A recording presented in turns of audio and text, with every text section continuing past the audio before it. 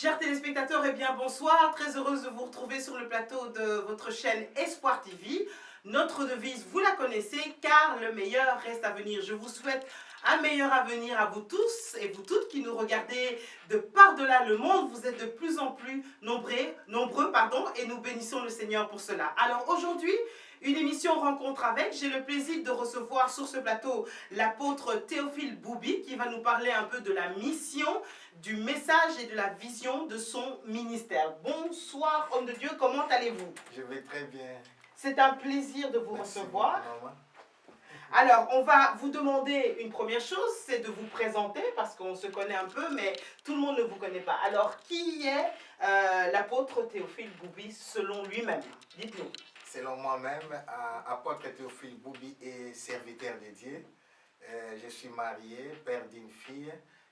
Je suis berger ou pasteur principal à l'église Mangembo, 6 Galerie Port de Namur, numéro 23 et 17 en même temps, parce que c'est un long bâtiment. Et je suis aussi chantre. Et je travaille aussi dans les ministères Hosanna Force, précisément centre culturel Hosanna Force. Ok. Alors, soyez très attentifs parce qu'au cours de cette émission, vous aurez en fin d'émission l'occasion de pouvoir participer à un concours pour gagner un CD de l'homme de Dieu, puisqu'il a dit qu'il était chantre, et on verra ça d'ailleurs à la fin. Donc, soyez très attentifs pendant cette émission parce qu'on vous posera une question relative à cette émission en fin d'émission afin de pouvoir gagner un CD. Alors, homme de Dieu, vous avez dit quelque chose qui m'a interpellée. Vous avez dit « je suis serviteur de Dieu ». Okay. Aujourd'hui, on voit beaucoup de choses se passer dans le monde.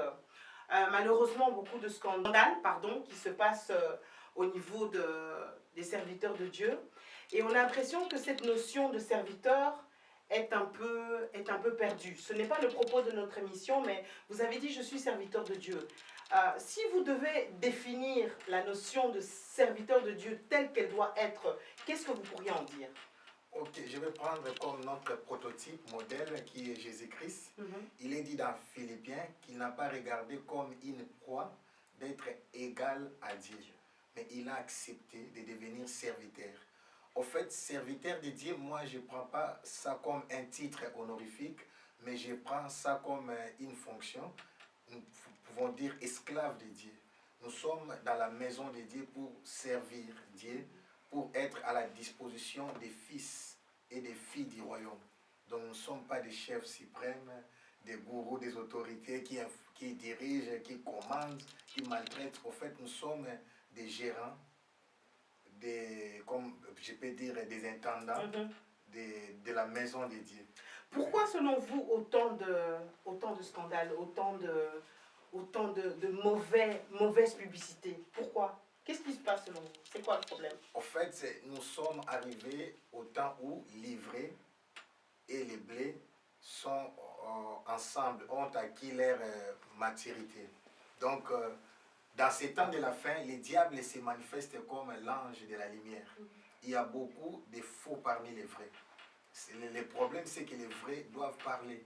Moi, je crois qu'un homme de Dieu qui craint Dieu, qui a la chose, qui a l'appel de Dieu, est difficile à s'égarer. Il peut tomber, mais il ne peut pas rester dans les faux pendant X temps. Les gens qui ont la parole de Dieu en eux, qui ont l'esprit de Dieu, qui dit « Abba Père », même s'il tombe, il va se relever, il va se repentir. Les vrais se repentent toujours. Mais quand on voit aujourd'hui beaucoup de choses, en fait, ça fait partie des signes du temps de la fin. Donc c'est biblique, étonnant. Vous l'avez dit tout à l'heure, c'est biblique. Donc, et vous le dites encore, ce n'est pas étonnant. Oui, donc tout ce qui est en train de se passer oui, devait arriver. Devait arriver normalement. Ok. Oui. Alors, vous, qu'est-ce qui vous aide à rester dans ce que Dieu vous a dit de faire? Qu'est-ce qui vous aide? Ok. Dans une alliance, ce qui compte, c'est les départs. Parce qu'être serviteur, chaque serviteur doit avoir une mission. Et dans une mission, il y a les plans de Dieu pour sa mission qu'on appelle la vision. Et quand Dieu vous appelle, il vous donne la mission et la vision. Et il y a aussi des règles, des lignes de conduite à suivre. Il y a des choses que Dieu m'a dites personnellement.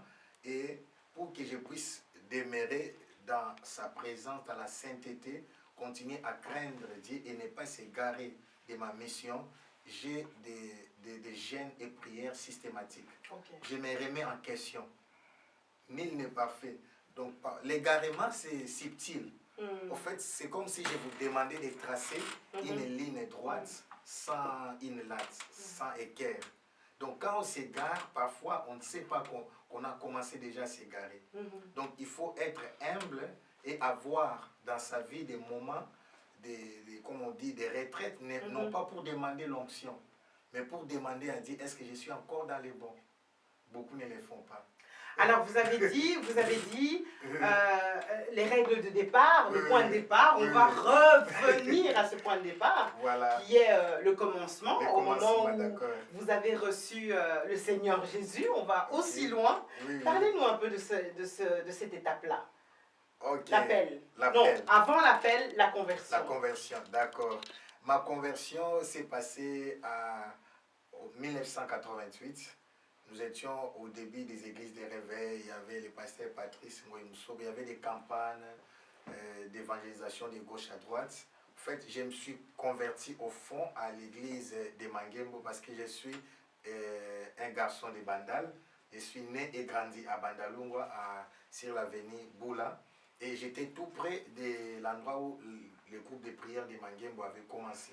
Alors j'ai été invité par un ami, Michel Kouba, qui m'avait invité à une rencontre, mais c'était un séminaire de jeunes avec les révérends Agré et pasteur Ngalassi, qui parlaient du cri silencieux. Là, on parlait de l'avortement, comment l'enfant déjà dans le ventre de sa maman criait déjà. C'est ce qui m'avait intéressé, c'était les cris silencieux. Comment les cris silencieux, c'était un mystère, j'étais parti. Et lors de cette conférence, j'avais accepté Christ. Et c'est qui vous y a amené? C'est mon ami Michel. Votre ami, ami de l'école, oui, j'étudiais avec lui. C'est lui qui m'avait amené au groupe de prière. Dans le temps, justement, ça arrivait souvent qu'on accepte les invitations et puis, simplement par un message, beaucoup de gens arrivaient à se convertir.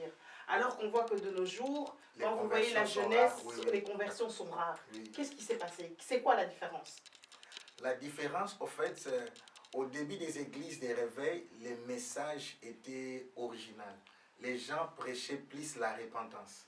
Aujourd'hui, on entre plus dans la distraction par rapport, tu seras béni, tu seras élevé, il y a ceci, cela. Ce sont des choses que moi je dis, ça fait partie de la maison. Parce que nous sommes des fils et des filles de la maison. Les fils et les filles de la maison ne se préoccupent pas du bien de son père parce que ça lui appartient. Vous vous souvenez encore des réponses que Jésus avait données à l'aîné, quand on parle de l'enfant des deux fils, l'autre avait demandé son héritage pour partir. Alors l'aîné a dit au père, moi je suis toujours avec toi, tu n'as jamais organisé une fête avec moi. Le père était triste, il dit, mais tu ne sais pas que tout ce que j'ai est à toi. La préoccupation de Dieu, ce sont les âmes. On doit retourner à l'évangile. L'évangile commence par la repentance. Repentez-vous, car le royaume de Dieu est proche. C'était ça le message du début de l'église des réveils. Mais aujourd'hui, c'est comme si on présente aux gens plus la bénédiction, l'élévation, les succès pour les attirer. Or, le but de l'église, c'est de présenter, ou bien le but des serviteurs, c'est de présenter l'époux à l'épouse. C'est de présenter l'époux à l'épouse. C'est de convaincre l'épouse à accepter l'époux qui est Christ.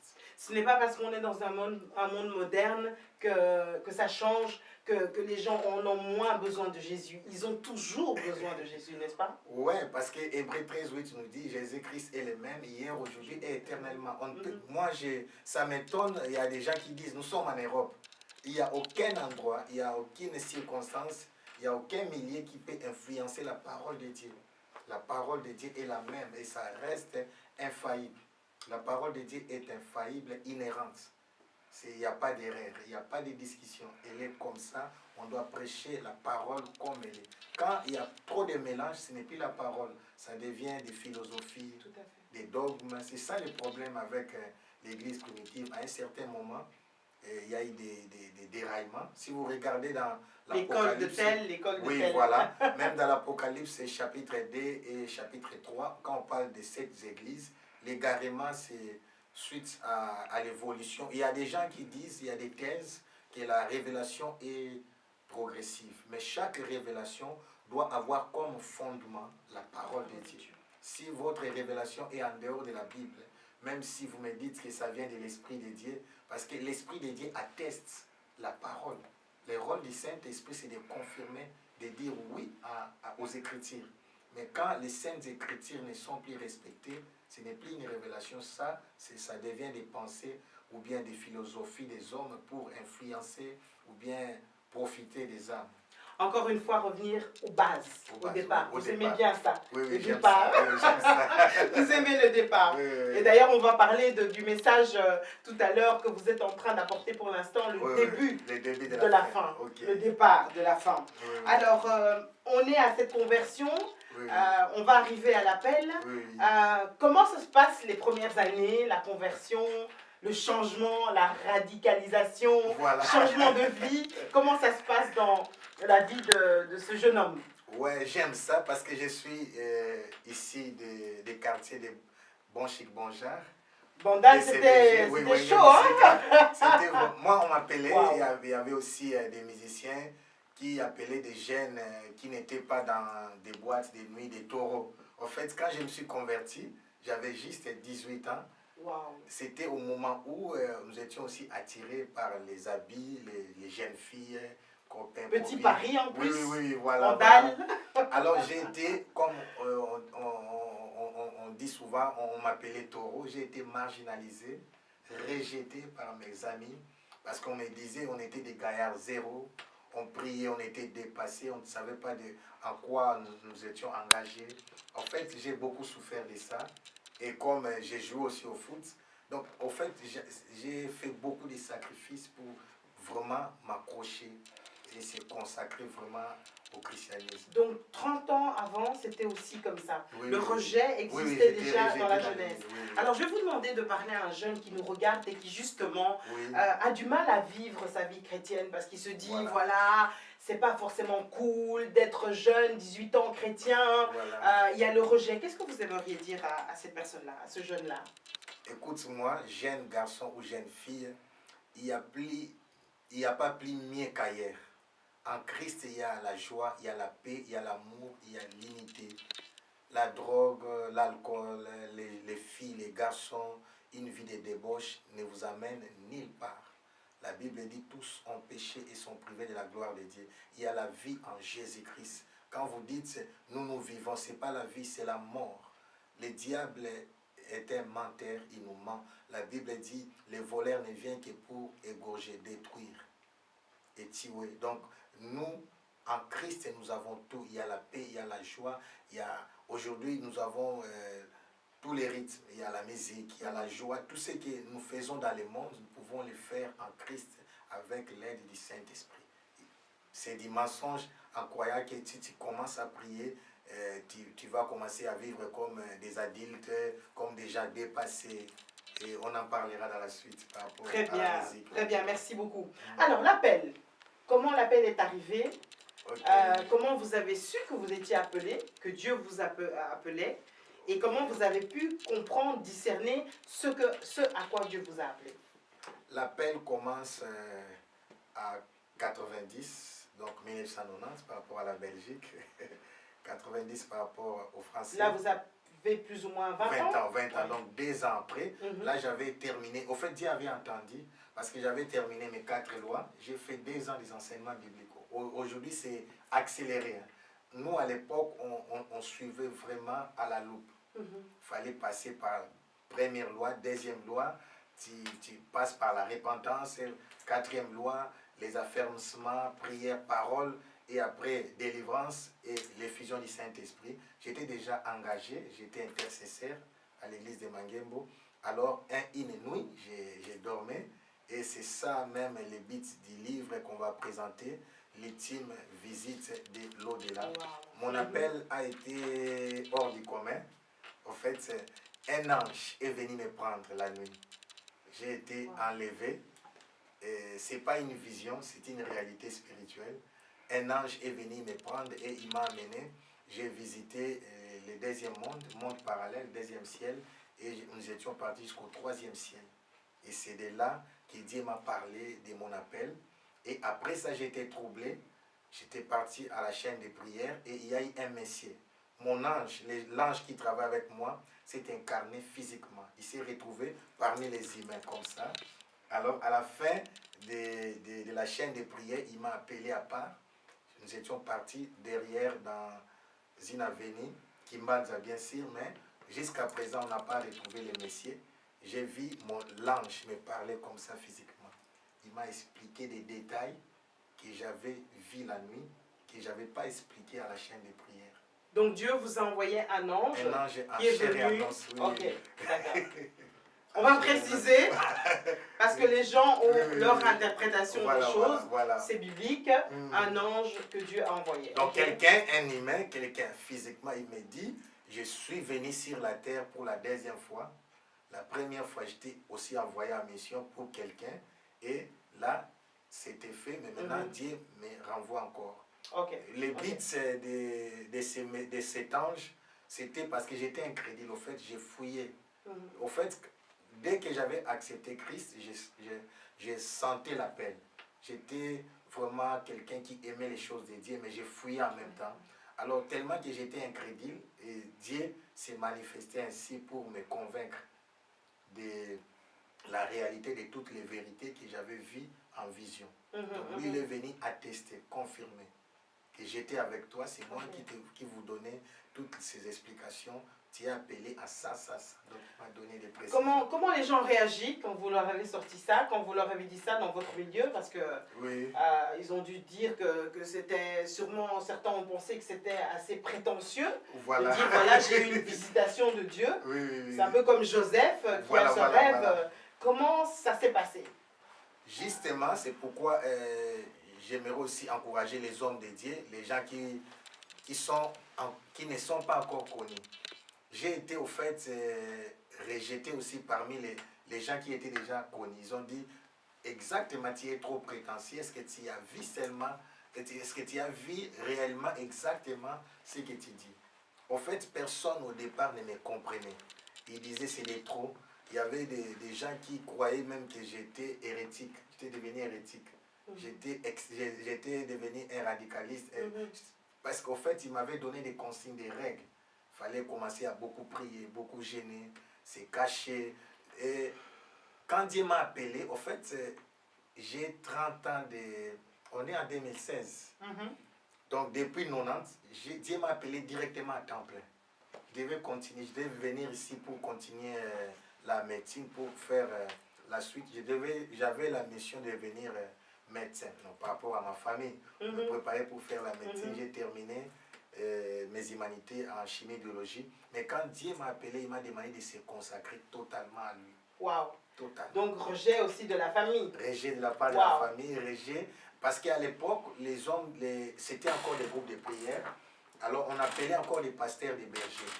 Ils m'ont dit, mais non, vous voyez, nous sommes ici. D'ailleurs, les offrandes là, les mabonzana, on n'arrive pas même à s'en sortir. Cherche ta vie, ces choses-là, c'est compliqué. Tu ne vas pas commencer à t'en sortir. Oublie ça. Ce sont des rêves.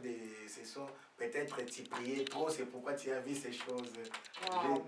Je n'ai pas été encouragé comme David. Est-ce qu'il y a eu quelqu'un? Il y a eu une personne qui, à ce moment-là, vous encadrait, vous soutenait, a été un peu votre personne, voilà, votre coach?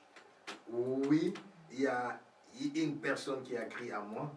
À l'époque, c'était pas facile et je ne savais même pas qu'il allait être élevé. C'est le révérend Espérance Mbakadi. Lui, il n'était pas encore le pasteur principal de Mangembo parce qu'à l'époque, c'était les bergers Thierry Djonga qui fit les bergers à l'époque. Mais je me suis adressé à lui parce que j'avais senti en lui une consécration à un degré élevé comme la mienne. Alors je me suis approché, il était simple intercesseur, il était parmi les engagés. Je lui ai fait part de mes visions, de tout ce que j'avais vu. Il a dit, tu es dans les bons. Parce que lui, il parlait aussi beaucoup de l'Apocalypse. Parce que mon livre, par rapport à mon appel, je suis spécialiste en Apocalypse. Et j'ai étudié ça à l'Institut biblique belge. J'ai eu un coach ici, il était aussi spécialiste en Apocalypse. Alors je m'accrochais beaucoup à ses livres. Comme lui, il exhortait beaucoup sur l'Apocalypse. Alors j'étais parti voir, à l'époque là, frère Espérance Mbakadi, c'est lui qui m'a encouragé. C'est lui qui faisait maintenant la suivi de mon ministère, qui m'encadrait, bien que lui-même aussi n'était pas encore élevé, mais maintenant là, tout c'est quoi. Donc tout ce que j'ai dit, ce sont des choses vraies. J'ai vécu dans un milieu, j'ai grandi et les gens me connaissent. C'est pourquoi c'est un ministère qui est approuvé. Parce qu'on ne peut s'attribuer les titres de sacrificateur. Mon ministère a été approuvé et j'ai été ordonné comme pasteur principal. Et c'est pourquoi je dirige. Bon, j'avais dit au départ, je dirige l'église de Mangembo en Belgique. Ok. Alors, la vision que Dieu vous a donnée par rapport à votre appel. Oui. La vision, c'est de parler que Jésus-Christ est vivant. De parler de l'épouse et de préparer l'église à la rencontre de l'épouse. C'est ça la vision que Dieu m'avait donnée. Donc, présenter aux gens Jésus-Christ, qu'il est vivant. Mais comment le faire? C'est passer par la musique, passer par des conférences, passer par des émissions, passer par des retraites. Je suis aussi formateur en même temps. Nous formons des intercesseurs, nous formons des gagnants d'âme, donc des églises qui veulent recevoir des formations, surtout pour les jeunes. Moi, je prépare En fait, ma vision, c'est de préparer une nouvelle génération, sans pour autant créer des conflits de génération. Parce que pour chaque saison, il y a un nouveau vent. Alors, nous parlons de la nouvelle génération qui s'élève. Donc, je m'adresse plus aux jeunes serviteurs, aux jeunes ministres, aux gens qui sont appelés et qui sont dans l'embarras, qui ne savent pas qu'est-ce qu'il faut faire, qui ne voient pas encore clair. Donc c'est pourquoi par rapport à la vision, nous travaillons avec les centres culturels aux Anafos, qui est dirigé par l'évangéliste Claude Boubi, qui est mon grand frère, lui est le président, moi je suis le vice-président. Ok. Alors, par rapport au ministère dont vous faites partie, c'est un ministère qui a été fortement contesté, combattu. On ne va pas rentrer dans les détails et traîner dans la boue. Mais quand même, on a quand même le droit de donner son point de vue par rapport à ce qu'on pense par rapport à ça. Et on a toujours un droit de réponse. Sans rentrer dans le détail des considérations, si vous pouviez dire ne fût-ce qu'une chose par rapport à ça, à votre ressenti, par rapport à ces attaques, etc., qu'est-ce que vous pourriez dire? Si vous voulez dire quelque chose, vous n'êtes pas obligé de le faire. Ok, j'aimerais dire quelque chose. À chaque serviteur, il y a une expérience particulière. Il y a des choses que moi je peux voir, que vous, précisément, vous n'avez pas vu. Je vais donner un exemple de la sagesse. Vous voyez, une maison à 4 faces. Vous voyez? Vous pouvez dire que moi j'étais devant la maison, mais sur quelle face? Peut-être une maison, quand je parle des 4 faces, il y a A, B, C, D. Alors, vous pouvez dire, moi j'avais vu la maison. La maison était blanche. Parce que tu étais devant la face où la maison était blanche. L'autre aussi a dit, moi j'avais vu la maison est rouge. Mais vous étiez devant la face là où la maison est peinte en rouge. L'autre aussi a dit, moi je vis. Là, l'autre était du côté du bleu et l'autre était du côté vert. Alors, tous ont raison, mais chacun a vu sa face. Donc c'est une question de conception et de perception. De perception. En théologie, on parle des approches. Un même verset peut avoir plusieurs approches. On parle de l'approche biblique. Chacun a une approche particulière, mais l'approche est liée à la perception de la vision. C'est comme vous portez des lunettes. Si vos lunettes sont de couleur verte, vous pouvez voir comme si la porte blanche est verte. Donc tout dépend de l'appel. C'est pourquoi moi je ne condamne aucun serviteur de Dieu et je décourage les hommes de Dieu à se critiquer, à se condamner, car chacun a une spécialité. Si vous parlez de la repentance, tout simplement parce que c'est votre appel.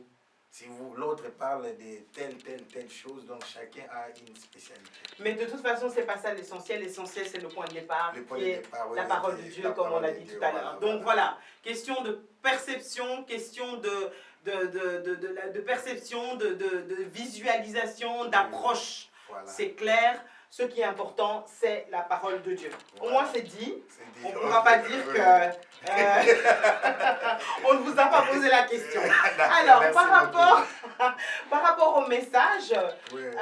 le commencement de la fin, le départ de la fin, on est en plein le début de la fin, Voilà. on est en plein début de la fin. Ok. Le monde, c'est terrible, hein, tout ce Oui, qu'on les est en choses train sont de en train voir. de bouger. Pendant quelques secondes, parce qu'il ne reste que 5 minutes, Ok. qu'est-ce qu'on peut dire sur ce temps?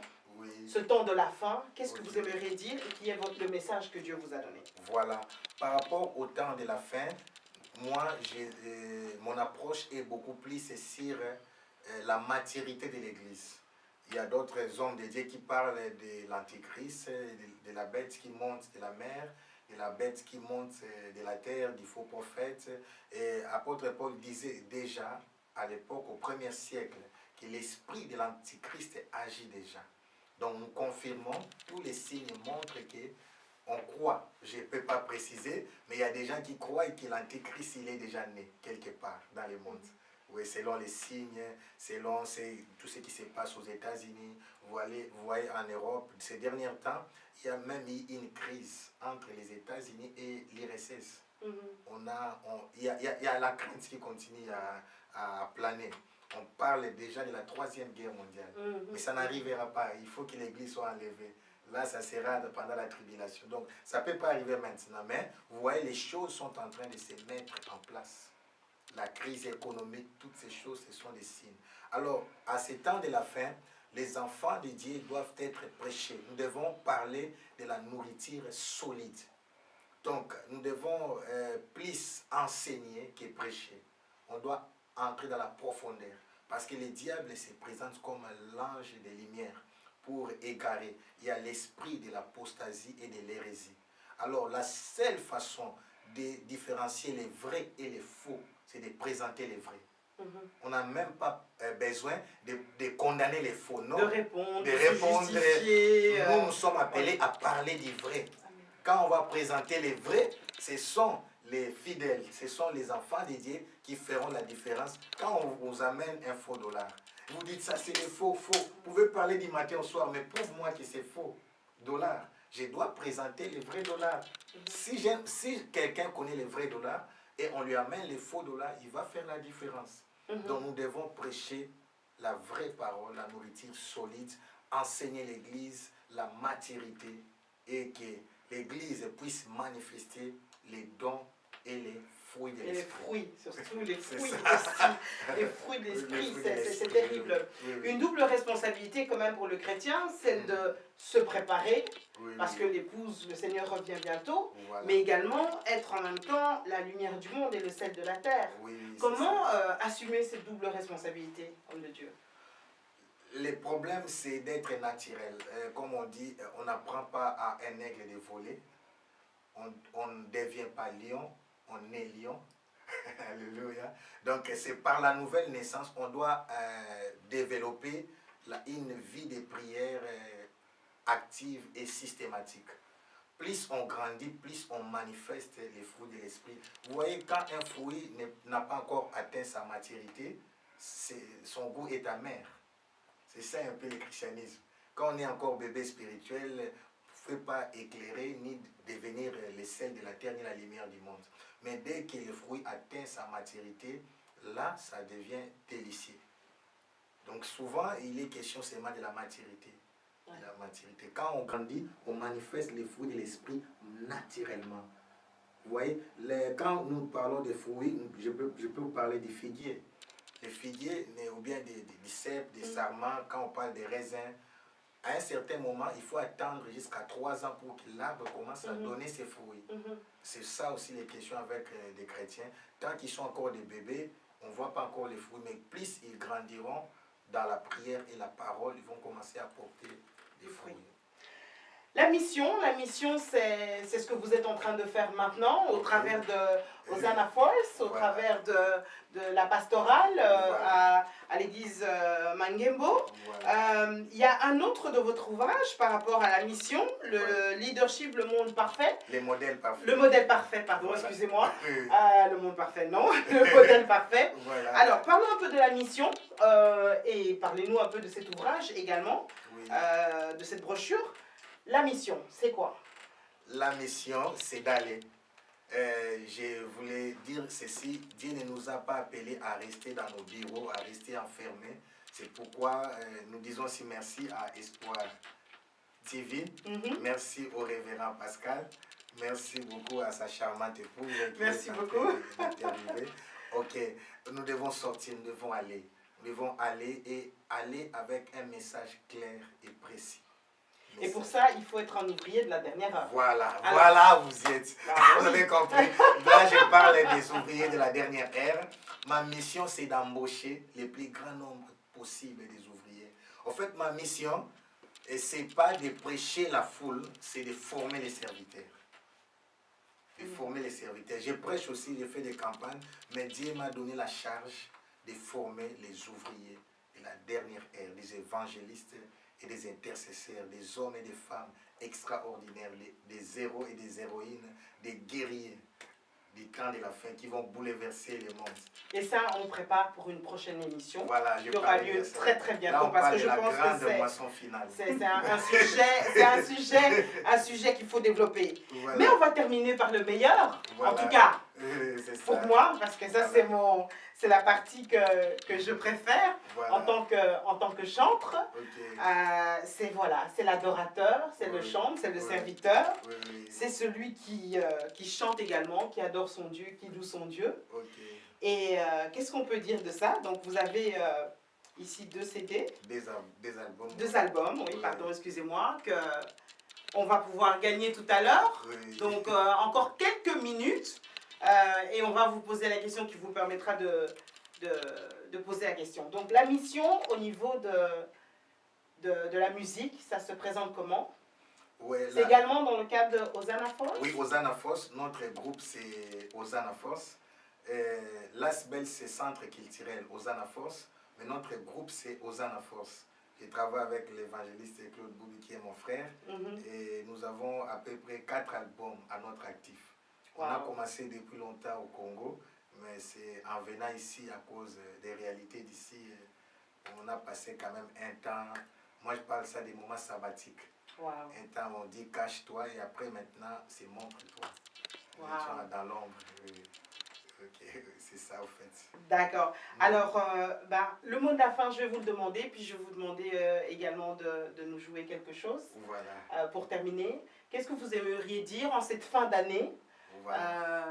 Qu'est-ce que vous aimeriez dire au peuple de Dieu qui nous a suivis comme mot de la fin pour les encourager en ce temps de bilan un peu, en ce temps de réflexion, de fin d'année, s'il vous plaît? Ok, je m'adresse à nos bien-aimés frères et sœurs dans le Seigneur. Et nous sommes bel et bien au temps de la fin et nous voyons tous les signes de ce temps de la fin. Nous ne sommes plus appelés à vivre comme des gens qui sont dans le monde. Jésus avait dit, vous êtes dans le monde, mais vous n'êtes pas de ce monde. Nous sommes des citoyens du ciel. Et dans des moments de fête, nous devons nous préserver. On doit éviter des boîtes de nuit, prendre de l'alcool, la débauche, se saouler. J'aime un cantique, c'est toujours pendant la fête que les enfants de Dieu sont tués. C'est un cantique du pasteur, il faut qu'au ciel. Nous devons nous préserver du mal, continuer à vivre dans l'intégrité, dans la sanctification, dans la sainteté, dans la crainte de Dieu. Et apprenons à fêter en Jésus-Christ. Merci beaucoup en tout cas pour avoir accepté l'invitation. Nous allons également recevoir tout à l'heure une de vos mamans parce qu'il y a une grande conférence des mamans ce week-end à l'église Mangembo, donc 6 à la porte de Namur. On va en parler avec elle. En tout cas, merci. On se retrouve très bientôt pour parler des ouvriers de la dernière heure. Je vous laisse tapoter sur le clavier. En tout cas, je vous remercie de nous avoir suivis. suivi. Merci. On se retrouve très bientôt pour une autre rencontre avec à la technique notre frère Papy ML. Merci, merci, merci. Et à très bientôt.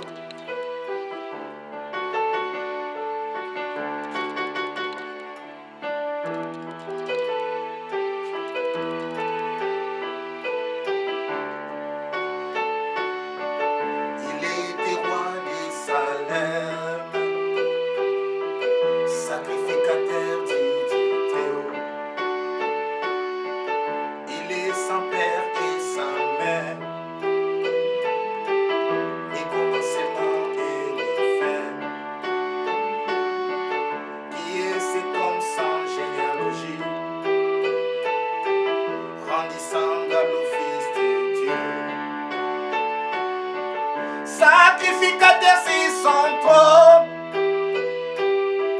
sacrificateur sur son trône, sacrificateur sur son trône, reste dans la présence de Dieu.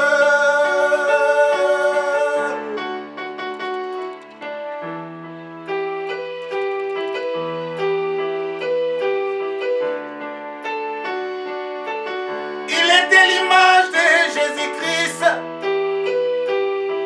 souverain sacrificateur pour toujours. C'est là l'entrée de Melchisédek, assis à la droite du trône de Dieu,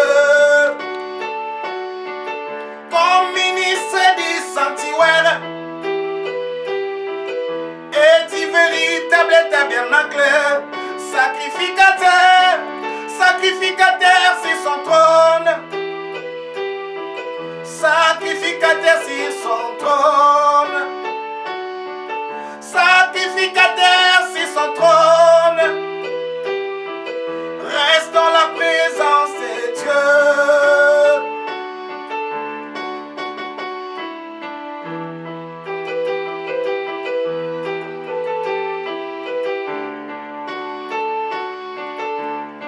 Son trône, il règne à jamais, souverain sacrificateur pour toujours. Ozanganga, okosakati, obomwanakati, soyelio, Yesu. Dans sa présence, il règne à jamais, souverain sacrificateur pour toujours. Soyelio, Yesu. Soyelio,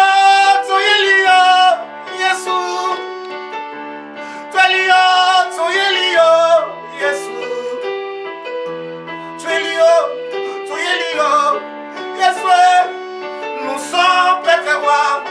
Nous sommes prêts à voir. Nous sommes prêts à voir.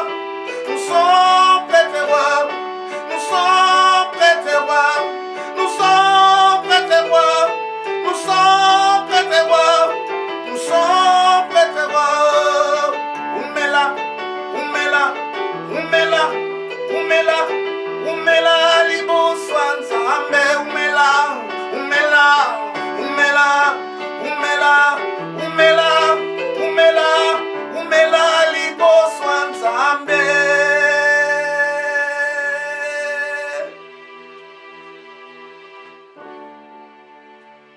Merci beaucoup et à très bientôt. Voilà, notre émission est terminée. À très bientôt. Et n'oubliez pas que Dieu doit rester notre priorité. Bye bye.